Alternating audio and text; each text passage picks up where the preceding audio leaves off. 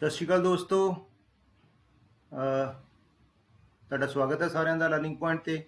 ਅੱਜ ਦੀ ਵੀਡੀਓ 'ਚ ਗੱਲ ਕਰਾਂਗੇ ਡੈਰੀਵੇਟਿਵਸ ਦੀ ਕਿ ਡੈਰੀਵੇਟਿਵਸ ਕੀ ਹੁੰਦੇ ਆ, ਪ੍ਰੋਪਰ ਡੈਰੀਵੇਸ਼ਨ ਉਹਦੀ।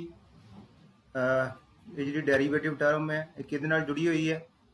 ਔਰ ਡੈਰੀਵੇਟਿਵ ਦੇ ਉੱਪਰ ਇੱਕ ਵੀਡੀਓ ਮੈਂ ਪਹਿਲੇ ਵੀ ਰਿਕਾਰਡ ਕਰ ਚੁੱਕਾ, ਲੇਕਿਨ ਉਹਦੇ ਵਿੱਚ ਮੈਂ ਜਲਦੀ ਨਾਲ ਜਿਹੜਾ ਬੇਸਿਕ ਕਨਸੈਪਟ ਸੀ ਲਿਮਿਟ ਦਾ ਉਹ ਮੈਂ ਦੱਸ ਕੇ ਰਿਜ਼ਲਟ ਬੱਚਿਆਂ ਨੂੰ ਔਰ ਜਲਦੀ ਨਾਲ ਉਹਨਾਂ ਨੂੰ ਮੈਂ ਕੁਐਸਚਨ ਵਾਲੀ ਸਾਈਡ ਲੈ ਕੇ ਗਿਆ ਸੀਗਾ ਕਿ ਉਹ ਜਲਦੀ ਨਾਲ ਕੁਐਸਚਨ ਸੋਲਵ ਕਰਨਾ ਸਿੱਖਣ।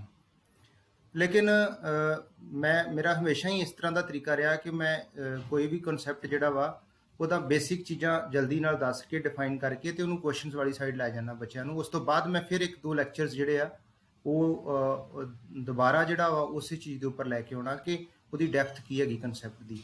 ਉਹਦੇ ਪਿੱਛੇ ਰੀਜ਼ਨ ਇਹ ਹੈ ਕਿ ਮੈਂ ਸਮਝਦਾ ਕਿ ਅਗਰ ਕਿਸੇ ਬੱਚੇ ਨੂੰ ਅਸੀਂ ਸਾਈਕਲ ਚਲਾਉਣਾ ਸਿਖਾਉਣਾ ਵਾ ਤੇ ਅਗਰ ਉਹਨੂੰ ਅਸੀਂ ਸਾਈਕਲ ਚਲਾਉਣ ਤੋਂ ਪਹਿਲਾਂ ਹੀ ਉਹਦੇ ਨਾਲ ਅਸੀਂ ਉਹਦੇ ਉੱਪਰ ਡਿਸਕਸ ਕਰੀਏ ਸਾਈਕਲ ਦੇ ਉੱਪਰ ਕਿ ਸਾਈਕਲ ਕਿਉਂ ਬਣਿਆ, ਕਿਵੇਂ ਬਣਿਆ, ਕਦੋਂ ਬਣਿਆ, ਇਹਦੇ ਫਾਇਦੇ ਕੀ ਨੇ, ਇਹਦੇ ਨੁਕਸਾਨ ਕੀ ਨੇ, ਤੇ ਮੈਨੂੰ ਲੱਗਦਾ ਕਿ ਸ਼ਾਇਦ ਬੱਚਾ ਇਸ ਚੀਜ਼ ਨੂੰ ਲੈ ਕੇ ਕਨਫਿਊਜ਼ ਨਾ ਹੋ ਜੇ ਔਰ ਉਹ ਸਾਈਕਲ ਚਲਾਉਣਾ ਹੀ ਜਿਹੜੀ ਉਹਦੀ ਦਿਲਚਸਪੀ ਹੈ ਸਿੱਖਣ ਵਾਲੇ ਸਾਈਕਲ ਚਲਾਉਣਾ ਸਿੱਖਣਾ, ਉਹ ਸ਼ਾਇਦ ਉਸ ਚੀਜ਼ ਤੋਂ ਪਿੱਛੇ ਹਟ ਜੇ।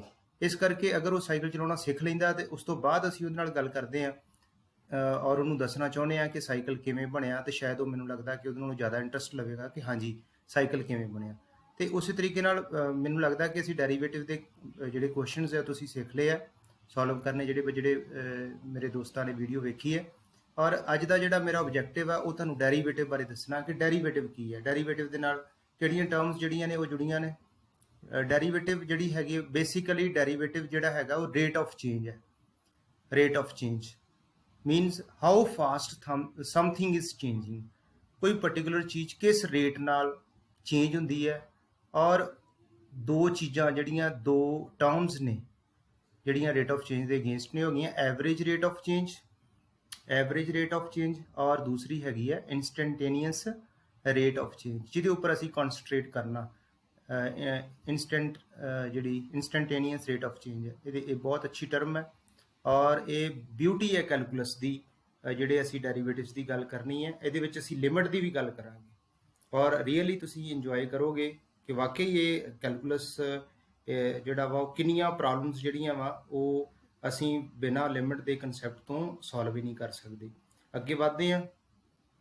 ਸਾਡਾ ਅੱਜ ਦਾ ਆਬਜੈਕਟਿਵ ਡੈਰੀਵੇਟਿਵ ਹੈ ਔਰ ਦੇਖੋ ਰੇਟ ਆਫ ਚੇਂਜ ਡੈਰੀਵੇਟਿਵ ਨਾਲ ਟਰਮ ਜੁੜੀ ਜਿਹੜੀ ਰੇਟ ਆਫ ਚੇਂਜ ਹੈ। Rate of change whenever we talk about rate of change, that means one thing is changing with respect to the other thing। ਦੋ ਚੀਜ਼ਾਂ ਹੋਣੀਆਂ ਜ਼ਰੂਰੀ ਹੈ। ਅਗਰ ਅਸੀਂ ਰੇਟ ਆਫ ਚੇਂਜ ਦੀ ਗੱਲ ਕਰਦੇ ਹਾਂ ਬਹੁਤ ਸਾਰੀਆਂ ਐਗਜ਼ਾਮਪਲਸ ਨੇ ਤੁਹਾਡੇ ਕੋਲ ਕਿ ਸਪੋਜ਼ ਤੁਸੀਂ ਕਾਰ ਤੇ ਜਾ ਰਹੇ ਜੇ ਕਿਤੇ ਔਰ ਟਾਈਮ ਦੇ ਵਿਦ ਰਿਸਪੈਕਟ ਟੂ ਤੁਹਾਡੀ ਪੋਜੀਸ਼ਨ ਜਿਹੜੀ ਉਹ ਚੇਂਜ ਹੋ ਰਹੀ ਹੈ। ਟਾਈਮ ਦੇ ਵਿਦ ਰਿਸਪੈਕਟ ਟੂ ਤੁਹਾਡੀ ਪੋਜੀਸ਼ਨ ਚੇਂਜ ਹੋ ਰਹੀ ਹੈ। ਇਸੇ ਤਰੀਕੇ ਨਾਲ ਅਸੀਂ ਗੱਲ ਕਰਦੇ ਹਾਂ ਡਿਮਾਂਡ ਤੇ ਪ੍ਰਾਈਸ ਦੀ। ਡਿਮਾਂਡ ਜਦੋਂ ਵੀ ਕਿਸੇ ਚੀਜ਼ ਦੀ ਡਿਮਾਂਡ ਜਿਹੜੀ ਹੈ ਉਹ ਉੱਪਰ ਜਾਂਦੀ ਹੈ ਤੇ ਉਹਦੇ ਕੋਰਸਪੋਂਡਿੰਗ ਪ੍ਰਾਈਸਿਸ ਵੀ ਜਿਹੜੀਆਂ ਵਾ ਨੇ ਉਹ ਵੀ ਉੱਪਰ ਜਾਂਦੀਆਂ। ਠੀਕ ਹੈ। ਇਸੇ ਤਰੀਕੇ ਨਾਲ ਤੁਹਾਨੂੰ ਅੱਗੇ ਮੈਂ ਹੋਰ ਦੱਸਣਾ ਚਾਹਾਂਗਾ ਕਿ ਜਿਹੜੀ rate of change the concept ਹੈ ਉਹਦੇ ਲਈ ਸਾਡੇ ਕੋਲ ਵੈਲਿਡ ਰਿਲੇਸ਼ਨਸ਼ਿਪ ਹੋਣਾ ਬੜਾ ਜ਼ਰੂਰੀ ਹੈ। ਦੋ ਚੀਜ਼ਾਂ ਦੇ ਵਿਚਕਾਰ ਵੈਲਿਡ ਰਿਲੇਸ਼ਨਸ਼ਿਪ ਹੋਣਾ ਜਿਹੜਾ ਵਾ ਨਾ ਬਹੁਤ ਜ਼ਰੂਰੀ ਹੈ। ਔਰ ਅੱਗੇ ਵਧਦੇ ਹਾਂ। ਇਸੇ ਤਰੀਕੇ ਨਾਲ ਅਸੀਂ ਇੱਕ ਐਗਜ਼ਾਮਪਲ ਲੈਂਦੇ ਹਾਂ ਇਸ ਕਨਸੈਪਟ ਨੂੰ ਹੋਰ ਚੰਗੇ ਤਰੀਕੇ ਨਾਲ ਸਮਝਣ ਦੀ। ਸਪੋਜ਼ ਸਾਡੇ ਕੋਲ ਇੱਕ ਪੁਆਇੰਟ A ਹੈ, ਇਨੀਸ਼ੀਅਲੀ ਟਾਈਮ 0 ਹੈ ਔਰ ਟੋਟਲ ਡਿਸਟੈਂਸ A ਤੇ B ਦੇ ਵਿਚਕਾਰ 100 ਕਿਲੋਮੀਟਰ ਦਾ ਵਾ। ਇੱਕ ਮੂਮੈਂਟ ਲਈ ਮੈਂ ਮੰਨ ਲੈਣਾ ਕਿ ਜਿਹੜਾ ਫਾਈਨਲ ਪੋਜੀਸ਼ਨ ਦੇ ਉੱਪਰ ਸਾਡੇ ਕੋਲ ਟਾਈਮ ਦਿੱਤਾ ਜਾਂ ਟੋਟਲ ਇਹ ਡਿਸਟੈਂਸ ਕਵਰ ਕਰਨ ਦਾ ਟਾਈਮ ਦਿੱਤਾ t=2, ਉਹਨੂੰ ਮੈਂ ਮੰਨ ਲੈਣਾ ਕਿ ਸਾਡੇ ਕੋਲ ਨਹੀਂ ਦਿੱਤਾ ਹੋਇਆ ਔਰ ਨਾ ਹੀ ਸਾਡੇ ਕੋਲ ਕਾਰ ਦੇ ਵਿੱਚ ਸਪੀਡੋਮੀਟਰ ਹੈ। ਔਰ ਦੇਖੋ ਇਸ ਸਿਚੁਏਸ਼ਨ ਦੇ ਵਿੱਚ ਜਿਹੜਾ ਟਾਈਮ ਹੈ ਕਿੰਨਾ ਟਾਈਮ ਲੱਗੇਗਾ A ਤੋਂ B ਤੱਕ ਕਾਰ ਨੂੰ ਪਹੁੰਚਣ ਲਈ, ਅਗਰ ਇਹ ਫਾਈਂਡ ਕਰਨਾ ਹੋਵੇ ਤੇ ਮੈਨੂੰ ਲੱਗਦਾ ਥੋੜਾ ਡਿਫਿਕਲਟ ਹੈ, ਈਜ਼ੀ ਨਹੀਂ ਹੈਗਾ। ਲੇਕਿਨ ਇਸ ਸਿਚੁਏਸ਼ਨ ਨੂੰ ਅਸੀਂ ਅਗਰ ਸੌਰਟ ਆਊਟ ਕਰਨਾ ਵਾ ਤੇ ਸਾਨੂੰ ਕੀ ਕਰਨਾ ਪਵੇਗਾ, ਇੱਕ ਰਿਲੇਸ਼ਨਸ਼ਿਪ ਜਿਹੜੀ ਆ ਉਹ ਡਿਵੈਲਪ ਕਰਨੀ ਪਏਗੀ ਡਿਸਟੈਂਸ ਤੇ ਟਾਈਮ ਦੇ ਵਿਚਕਾਰ। ਸਪੋਜ਼ ਮੈਂ ਗੱਲ ਕਰ ਲੈਣਾ ਕਿ d ਸਪੋਜ਼ 3t² ਹੈ। ਇੱਕ ਅਸੀਂ ਰਿਲੇਸ਼ਨਸ਼ਿਪ ਡਿਵੈਲਪ ਕਰ ਲਈ ਹੈ ਤੁਹਾਨੂੰ ਸਮਝਾਉਣ ਵਾਸਤੇ। ਇੱਥੇ ਅਲੱਗ-ਅਲੱਗ ਟੀ ਜਿਹੜਾ ਵਾ ਉਹ ਤੁਸੀਂ ਪੁੱਟ ਕਰੋਗੇ ਤੇ ਉਹਦੇ ਕੋਰਸਪੋਂਡਿੰਗ ਜਿਹੜਾ ਵਾ ਉਹ ਤੁਹਾਡੇ ਕੋਲ ਜਿਹੜਾ ਉਹ ਡਿਸਟੈਂਸ ਜਿਹੜਾ ਵਾ ਉਹ ਆਉਂਦਾ ਜਾਏਗਾ। ਟੀ ਪੁੱਟ ਕਰਦੇ ਜਾਓ, ਡਿਸਟੈਂਸ ਆਉਂਦਾ ਜਾਏਗਾ। ਇਹ ਮੈਂ ਇੱਕ ਜ਼ਿਊਮ ਕੀਤਾ, ਇੱਕ ਕੋਈ ਵੀ ਰਿਲੇਸ਼ਨ ਟੀ ਤੇ ਡੀ ਤੇ ਟੀ ਦੇ ਵਿੱਚ ਹੋ ਸਕਦਾ। ਡਿਫਰੈਂਟ ਟਾਈਮਸ ਦੇ ਲਈ ਤੁਹਾਡੇ ਕੋਲ ਡਿਫਰੈਂਟ ਜਿਹੜਾ ਵਾ ਉਹ ਡਿਸਟੈਂਸ ਤੁਹਾਨੂੰ ਮਿਲਦਾ ਜਾਏਗਾ। ਤੁਸੀਂ ਕਿਸੇ ਵੀ ਟਾਈਮ ਦੇ ਉੱਪਰ ਜਿਹੜਾ ਵਾ ਨਾ ਉਹ ਫਾਈਂਡ ਕਰ ਸਕਦੇ ਜੇ ਕਿ ਇਸ ਟਾਈਮ ਦੇ ਉੱਪਰ ਕਾਰ ਜਿਹੜੀ ਉਹ ਕਿੱਥੇ ਪਹੁੰਚੀ ਹੋਏਗੀ। ਇਹ ਰਿਲੇਸ਼ਨਸ਼ਿਪ ਹੋਣਾ ਜਿਹੜਾ ਵਾ ਨਾ ਉਹ ਬੜਾ ਜ਼ਰੂਰੀ ਹੈ। ਅੱਗੇ ਵਧਦੇ ਹਾਂ। ਅੱਗੇ ਸਾਡੇ ਕੋਲ ਫਰਦਰ ਡਿਸਕਸ਼ਨ ਜਿਹੜੀ ਅਸੀਂ ਕਰਨੀ ਉਹ ਸਪੀਡ ਦੀ ਹੈ। ਸਪੀਡ ਕੀ ਹੈ? ਬੇਸਿਕ ਫਾਰਮੂਲਾ ਤੁਸੀਂ ਸਾਰੇ ਜਾਣੋ ਜੇ, ਡਿਸਟੈਂਸ ਓਵਰ ਟਾਈਮ ਹੈ। ਲੇਕਿਨ ਇੱਥੇ ਡਿਸਟੈਂਸ ਜਿਹੜਾ ਅਸੀਂ ਡਿਸਟੈਂਸ ਦੀ ਗੱਲ ਕਰਦੇ ਹਾਂ, ਬੇਸਿਕਲੀ ਚੇਂਜ ਇਨ ਡਿਸਟੈਂਸ। ਫਾਈਨਲ ਪੋਜੀਸ਼ਨ ਦੇ ਉੱਪਰ ਕੀ ਡਿਸਟੈਂਸ ਸੀਗਾ, ਇਨੀਸ਼ੀਅਲ ਪੋਜੀਸ਼ਨ ਦੇ ਉੱਪਰ ਕੀ ਡਿਸਟੈਂਸ ਹੈ, ਫਾਈਨਲ ਪੋਜੀਸ਼ਨ ਦੇ ਉੱਪਰ ਕੀ ਟਾਈਮ ਸੀਗਾ, ਇਨੀਸ਼ੀਅਲ ਪੋਜੀਸ਼ਨ ਦੇ ਉੱਪਰ ਕੀ ਟਾਈਮ ਹੈ। ਔਰ ਇਹ ਸਾਡੇ ਕੋਲ ਜਿਸ ਤਰ੍ਹਾਂ ਟੋਟਲ ਡਿਸਟੈਂਸ 100 ਕਿਲੋਮੀਟਰ, ਟਾਈਮ 2, ਔਰ ਸਾਡੇ ਕੋਲ 50 ਕਿਲੋਮੀਟਰ ਪਰ ਆਰ ਜਿਹੜੀ ਹੈ ਉਹ ਸਪੀਡ ਆ ਗਈ ਹੈ। ਔਰ ਇੱਥੇ ਅਸੀਂ ਜਦੋਂ ਵੀ ਚੇਂਜ ਦੀ ਗੱਲ ਕਰਦੇ ਹਾਂ ਤੇ ਹਮੇਸ਼ਾ ਸਾਡੇ ਕੋਲ ਇੱਕ ਇੰਟਰਵਲ ਦੀ ਗੱਲ ਹੁੰਦੀ ਹੈ। ਇੱਕ ਇੰਟਰਵਲ ਦੇ ਵਿੱਚ ਅਸੀਂ ਸਪੀਡ ਕੈਲਕੂਲੇਟ ਕਰ ਰਹੇ ਹਾਂ ਕਿ ਇਸ ਪਾਰਟਿਕੂਲਰ ਇੰਟਰਵਲ ਦੇ ਵਿੱਚ ਜਿਹੜੀ ਉਹ ਕਾਰ ਦੀ ਸਪੀਡ ਕਿੰਨੀ ਸੀਗੀ। ਔਰ ਇਹ ਜਿਹੜੀ ਸਪੀਡ ਹੈ, ਇੱਥੇ ਇੱਕ ਕੁਐਸਚਨ ਅਰਾਈਜ਼ ਹੁੰਦਾ ਵਾ ਕਿ ਇਹ ਸਪੀਡ ਕਿਹੜੀ ਹੈਗੀ ਆ, ਐਵਰੇਜ ਸਪੀਡ ਹੈ ਜਾਂ ਇਹਨੂੰ ਅਸੀਂ ਸਪੀਡ ਦਾ ਨਾਮ ਦੇਵਾਂਗੇ। ਤੇ ਆਫ ਕੋਰਸ ਇਹ ਕੀ ਹੋਏਗੀ, ਐਵਰੇਜ ਸਪੀਡ ਹੋਏਗੀ, ਕਿਉਂਕਿ ਇਹ ਜਿਹੜੀ ਸਪੀਡ ਹੈ ਇੱਕ ਇੰਟਰਵਲ ਵਾਸਤੇ ਸਪੀਡ ਹੈ।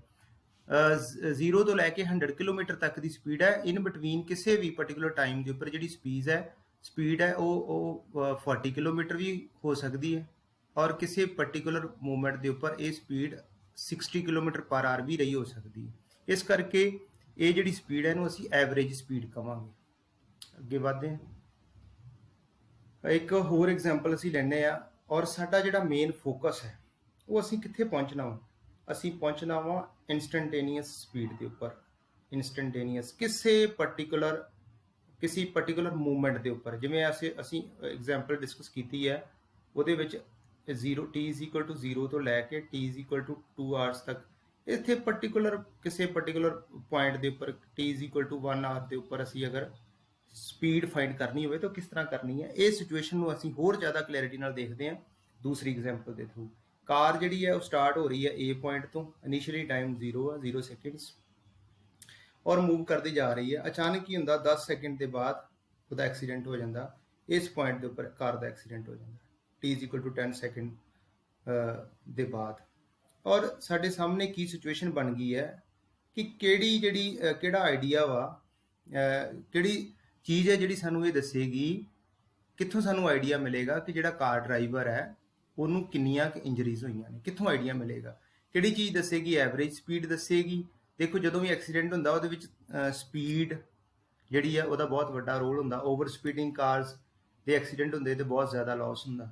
ਇਸ ਕਰਕੇ ਕਿਹੜੀ ਚੀਜ਼ ਦੱਸੇਗੀ ਸਾਨੂੰ, ਐਵਰੇਜ ਸਪੀਡ ਦੱਸੇਗੀ ਕਿ ਕੁਝ ਹੋਰ ਕਿਹੜੀ ਚੀਜ਼ ਹੈ, ਇੱਥੇ ਕੁਐਸਚਨ ਮਾਰਕ ਹੈ। ਔਰ ਹੋਰ ਜਿਹੜੀ ਚੀਜ਼ ਹੈ ਉਹ ਸਾਨੂੰ ਕਿਹਦੇ ਵੱਲ ਲੈ ਕੇ ਜਾ ਰਹੀ ਹੈ, ਜਿਹੜੀ ਚੀਜ਼ ਦੀ ਅਸੀਂ ਤਲਾਸ਼ ਦੇ ਵਿੱਚ ਆ, ਉਹ ਕੀ ਹੈਗਾ ਵਾ, ਇੰਸਟੈਂਟੇਨੀਅਸ ਸਪੀਡ। ਸਾਡਾ ਟਾਰਗੇਟ ਹੈ ਇੰਸਟੈਂਟ, ਇਸ ਪਾਰਟਿਕੂਲਰ ਮੂਵਮੈਂਟ ਦੇ ਉੱਪਰ, ਇਸ ਪਾਰਟਿਕੂਲਰ ਇਨਸਟੈਂਟ ਦੇ ਉੱਪਰ ਜਿਹੜੀ ਕਾਰ ਦੀ ਸਪੀਡ ਕਿੰਨੀ ਸੀ ਜਦੋਂ ਐਕਸੀਡੈਂਟ ਹੋਇਆ, ਉਸ ਦੇ ਉੱਪਰ ਡਿਪੈਂਡ ਕਰੇਗਾ ਕਿ ਜਿਹੜਾ ਡਰਾਈਵਰ ਹੈ ਉਹਨੂੰ ਕਿੰਨੀਆਂ ਇੰਜਰੀਜ਼ ਹੋਈਆਂ। ਔਰ ਉੱਥੋਂ ਹੀ ਸਾਡਾ ਕਨਸੈਪਟ ਅੱਗੇ ਅਸੀਂ ਮੂਵ ਕਰਨਾ ਵਾ ਡੈਰੀਵੇਟਿਵਸ ਦੇ ਬਾਰੇ।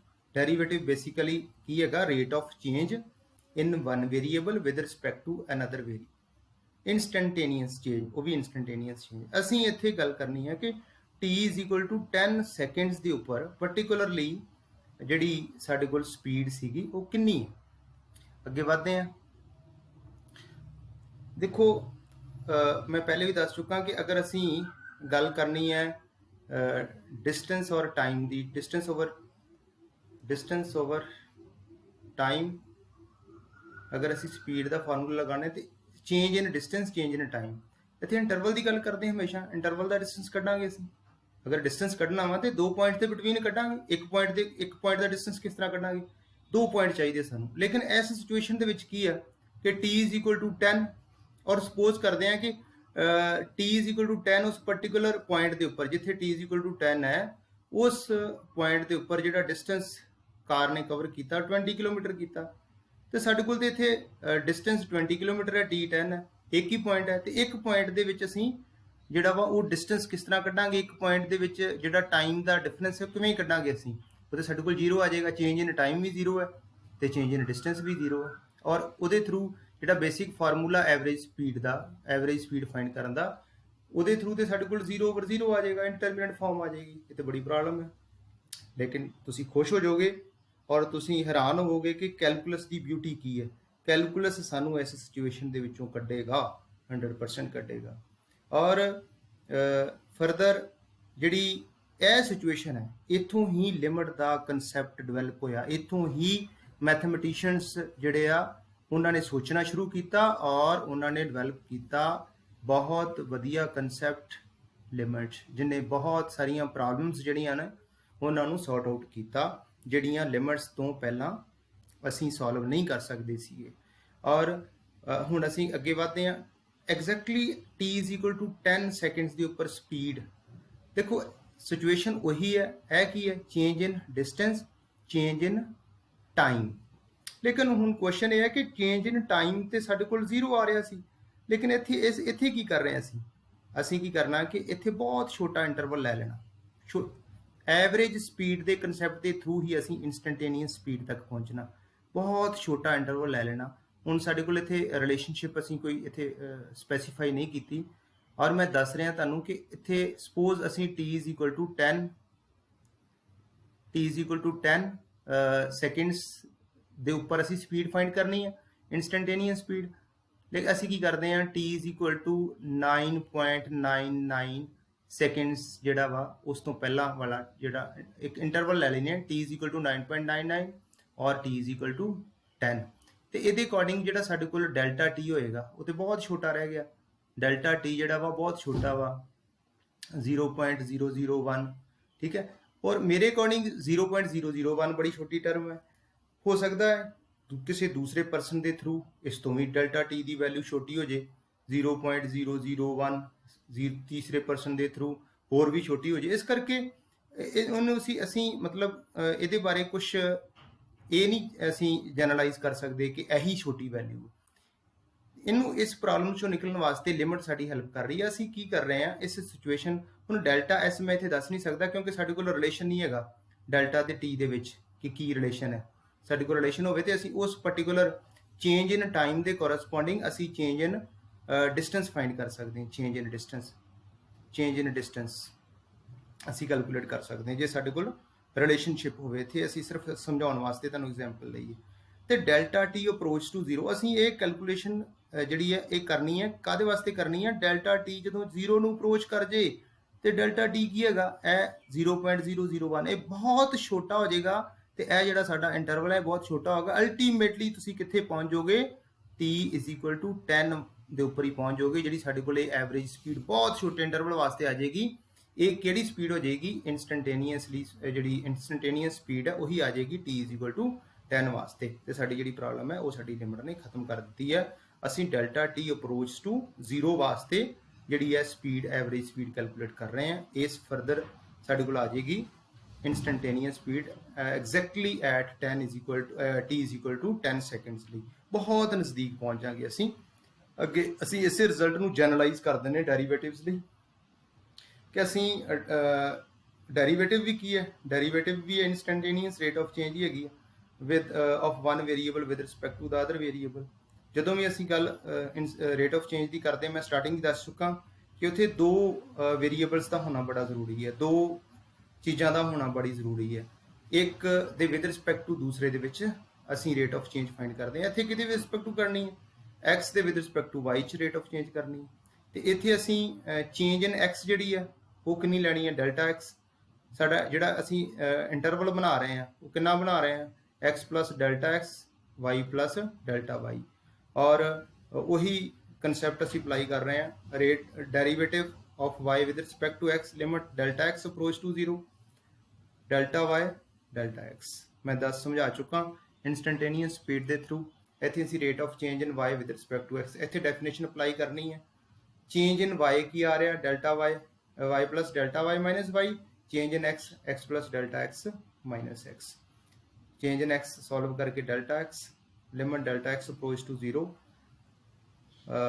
ਡੈਫੀਨੇਸ਼ਨ ਅਪਲਾਈ ਕੀਤੀ ਅਸੀਂ, ਉਹਦੇ ਥਰੂ ਅਸੀਂ ਇਸਨੂੰ ਸਿੰਪਲੀਫਾਈ ਕਰਨ ਤੋਂ ਬਾਅਦ ਜਿਹੜਾ ਵਾ ਉਹ ਅਸੀਂ ਪਹੁੰਚ ਗਏ ਆ limit delta x approach to 0 3 delta x plus 6x is equal to delta x approach to 0 ਆ 0 ਪੁੱਟ ਕਰਦੇ ਆ ਸਾਡੇ ਕੋਲ ਫਾਈਨਲ ਰਿਜ਼ਲਟ ਕੀ ਆ ਗਿਆ 6x ਅਸੀਂ x ਦੀ ਕੋਈ ਵੀ ਵੈਲਿਊ ਪੁੱਟ ਕਰਾਂਗੇ ਕਿਸੇ ਪਾਰਟਿਕੂਲਰ ਉਸ ਪਾਰਟਿਕੂਲਰ ਇਨਸਟੈਂਟ ਦੇ ਉੱਪਰ ਸਾਡੇ ਕੋਲ ਚੇਂਜ ਇਨ y ਮਿਲ ਜਾਏਗਾ change in y x is equal to 2 ਵਾਸਤੇ ਤੁਸੀਂ ਫਾਈਂਡ ਕਰ ਸਕਦੇ ਆ x is equal to 5 ਵਾਸਤੇ ਤੁਸੀਂ ਫਾਈਂਡ ਕਰ ਸਕਦੇ ਆ ਕਿਸੇ ਵੀ ਪਾਰਟਿਕੂਲਰ ਇਨਸਟੈਂਟ ਦੇ ਉੱਪਰ ਜਿਹੜੀ ਆ ਉਹ ਤੁਸੀਂ rate of change in y with respect to x calculate ਕਰ ਸਕਦੇ ਜੀ ਇਹੀ ਡੈਰੀਵੇਟਿਵ ਹੈ ਔਰ ਮੈਨੂੰ ਉਮੀਦ ਹੈ ਕਿ ਤੁਹਾਨੂੰ ਇਹ ਸਾਰਾ ਜਿਹੜੀ ਡੈਰੀਵੇਸ਼ਨ ਹੈ ਉਹ ਅੱਛੀ ਲੱਗੀ ਹੋਏਗੀ ਔਰ ਇਹਨੂੰ ਇੱਕ ਤੋਂ ਵੱਧ ਵਾਰ ਦੇਖਣ ਦੀ ਕੋਸ਼ਿਸ਼ ਕਰਨਾ ਅਗਰ ਕੋਈ ਡਾਊਟਸ ਹੈ ਤੇ ਮੈਨੂੰ ਪਲੀਜ਼ ਉਹਦੀ ਫੀਡਬੈਕ ਦੇਣੀ ਹੈ